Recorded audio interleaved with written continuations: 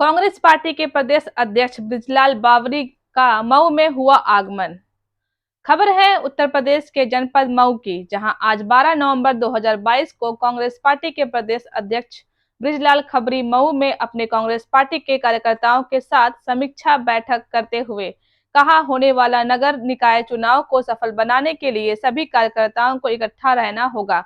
जो हमारा संविधान खतरे में है, उसकी रक्षा करनी होगी। देखिए मऊ से डिस्ट्रिक्ट इंचार्ज दीवान चंद गौतम की रिपोर्ट। उनसे और छोटे लोग हैं, उनकी कंपनियां हैं।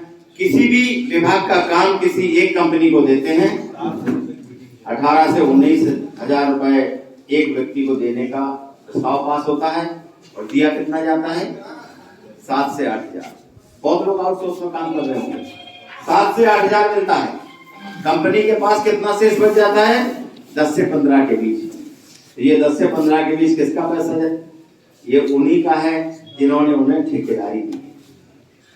अब इसके बाद भी अगर हम नहीं चेत रहे हैं तो अब चेताने के लिए और कौन आएगा?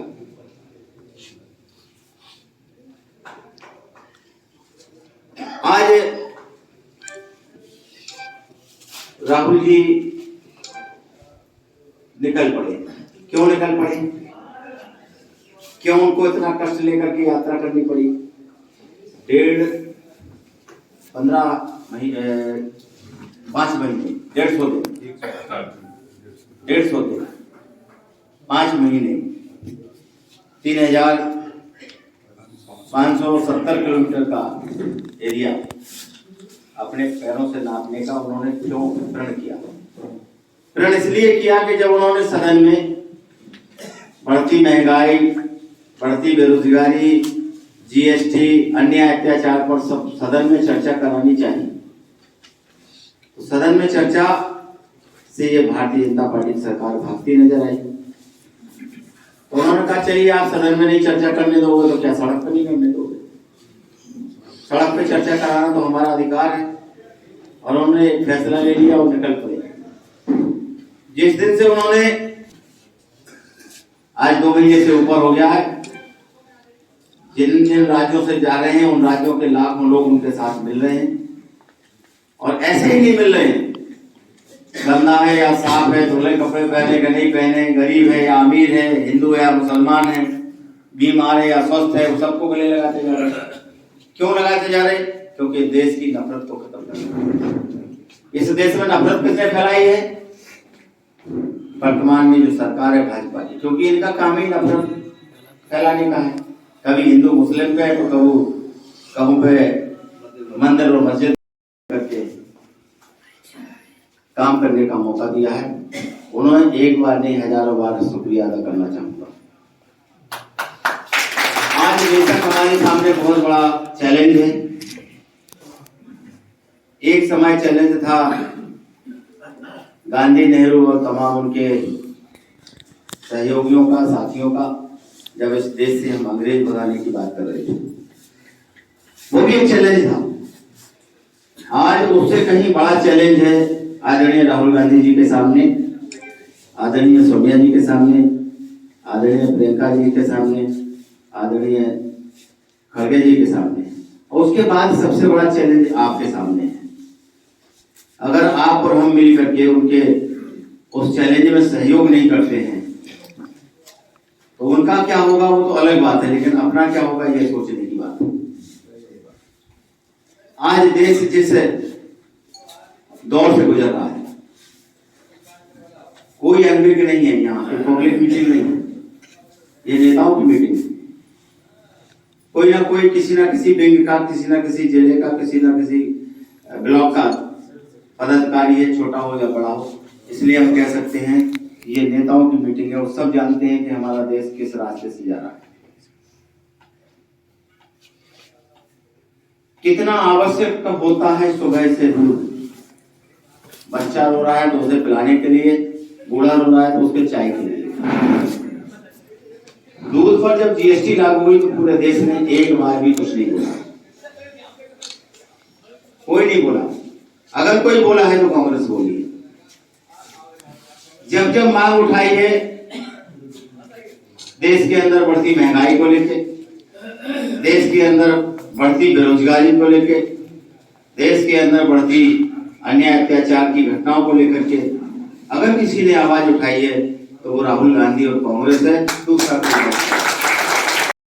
सम्मानित अध्यक्षगण, प्रदेश के सचिव और महासचिवगण, पीसीसी मेंबर्स, सम्मानित जिन्होंने हमें यहाँ बैठ करके बात करने की अनुमति दी है। इस कॉलेज की जब से मैं निकला हूँ, समय से पहुँच जा रहा हूँ, 11 बजे पहुँचता हूँ तो पता लगता है 11-12 आदमी मिलते हैं और 2 घंटे के विलंब के बाद फिर वहाँ पर 100-200-500 इकट्ठे होते हैं। आप यहाँ जीत गए हैं, हम यहाँ हार गए हैं। आप शनिवार का दिन था, काफी लंबी लाइन थी। लोगों ने बहुत प्रयास किया कि हम वीआईपी के रास्ते से प्रदर्शन करने का नाम किया कांग्रेस के प्रदेश अध्यक्ष के रूप में। उसके लिए मैं आप सबका हृदय से धन्यवाद और बधाई देना चाहता हूँ। राष्ट्र के पिता महात्मा गांधी जी का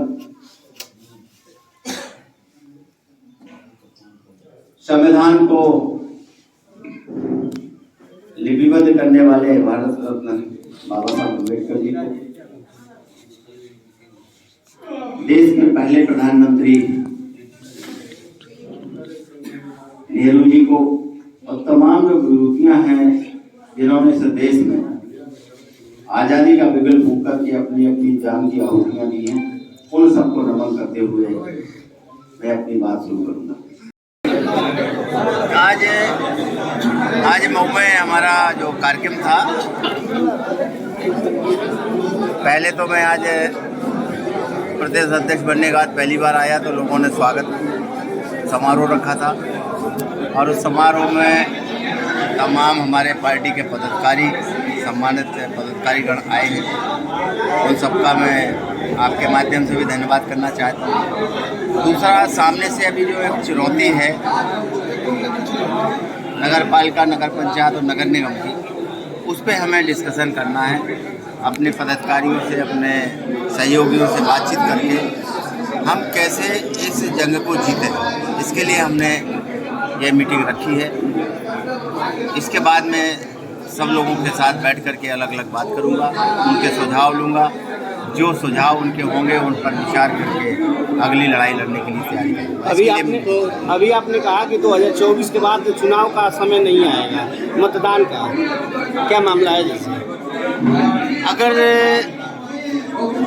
14 जैसी जुमलेबाजी करके भारतीय जनता पार्टी सरकार में आती है तो ये ऐसा लगता है कि आने वाले टाइम में चुनाव नहीं कराएंगे, इनका एजेंडा कुछ और ही है। राहुल गांधी यात्रा पे निकले हैं को लेकर के बैठक कर रहे हैं, यहाँ आपस में पार्टी में घुसाव चल रहा है, ऐसे में कैसे तैयारी करेंगे? चुनाव रणनीति को लेकर आप बैठक, जो हमारे साथ चलने वाले होंगे उनसे तैयारी कर लेंगे। बहुत बड़ा समाज है ये, बहुत बड़ी पार्टी है। एक एक सीट पे 1,000 लोगों में से निकाल करके जो हमारे साथ होंगे वो हमारे साथ चलने को तैयार होंगे। जिनका काम जो होगा वो करते रहेंगे, लेकिन हम अपने लोगों से काम करा लेंगे। जो पार्टी के समझदार, पार्टी के हित में काम करने वाले लोग हैं उनकी छटनी हो जाएगी, उन्हें काम में लगाएंगे, हमारा काम हो जाएगा। कई गुटों में बैठा हुआ सब पदाधिकारी बैठे हुए, कोई स्तर पे जो दिखाई देता है, जब हम लोग आते हैं तो हम लोग उसको समझा बुझा के अपना काम निकालेंगे। संविधान को बचाना है, लोकतंत्र को बचाना है, तो सारे लोग मिलकर के कांग्रेस को जिताएंगे। तो नगर निकाय चुनाव की तैयारी कांग्रेस कर रही है? हाँ, पूरे तरीके से। सिंपल भी चुनाव लड़ेगी? हाँ, दम से। कांग्रेस के अलावा लड़ कौन रहा? किसी भी मुद्दे पर अगर कोई लड़ता नजर आ रहा है तो कांग्रेस दिख रही है। महंगाई पे लड़ रही है तो कांग्रेस लड़ रही है, जीएसटी पे लड़ रही तो लड़ रही है, नोटबंदी पे लड़ा तो कांग्रेस ने लड़ा, किसी और दल ने लड़ा हो तो बताइए। ऐसा कौन सा गलती किया अगर पीछे हो गई? हाँ जी, ऐसा कौन सा गलती किया कांग्रेस ने ऐसे पीछे हो गई? हम समझ नहीं पा रहे हैं आप कुछ। ऐसा कौन सी गलती हो गई कांग्रेस पार्टी से जो इतना पीछे हो गई?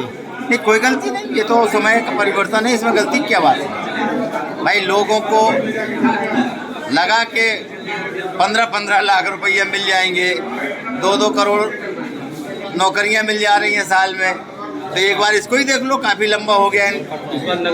जब उन्हें आज 8 साल में ये लग गया है, 7 साल में, कि अब ना तो नौकरी मिल रही है और न हमें 15 लाख रुपया मिले हैं। और जितना जो प्रस्ताव बिक रहा है, बेच रहे हैं, अब लोग सब तैयार हो रहे हैं इस देश को बचाने के लिए, इसलिए कांग्रेस आएगी। लगातार कांग्रेस अध्यक्ष बदल रही है और आपको इस बार नए रूप में कांग्रेस के अध्यक्ष को चुना गया आपको है, कैसे लेके चलेंगे इस बार इस पार्टी को, लोगों को? देखिए, कोई घर हो, चाहे पार्टी हो, चाहे परिवार हो, प्यार से सब चलते हैं, डंडे से कोई नहीं चलता है। हम और हमारे नेता राहुल गांधी जी, हमारी पार्टी प्यार से सबको जोड़ते हुए आगे बढ़ रही है और आगे बढ़ेगी। नगर निकाय चुनाव सिंबल से होगा। हाँ,